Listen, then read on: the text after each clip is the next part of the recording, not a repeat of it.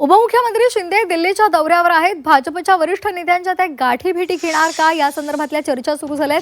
Operation tiger नंतर शिंदेंचा हा पहिलाच दिल्लीचा दौरा आहे। केंद्रीय मंत्रिमंडळ विस्तारावर चर्चा होणार का हे पाहणं सुद्धा महत्त्वाचं आहे। एकनाथ शिंदे यांनी ठाकरेंचे 6 खासदार घेतलेले आहेत आणि त्यानंतरचा त्यांचा हा पहिलाच दिल्लीचा दौरा। त्यामुळे या दिल्ली दौऱ्यात शिंदे कुणाकुणाला भेटतात, कुणाकुणाशी चर्चा करतात हे पाहणं महत्त्वाचं आहे।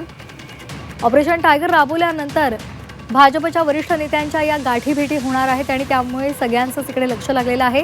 ऑपरेशन टायगर नंतर शिंदेंचा पहिला दिल्ली दौरा आहे आणि यामध्ये केंद्रीय मंत्रिमंडळ विस्तारावर चर्चा होणार का आणि शिवसेनेच्या पदरामध्ये अधिकचं केंद्रीय मंत्रिपद पडणार का हे पाहणं महत्त्वाचं आहे।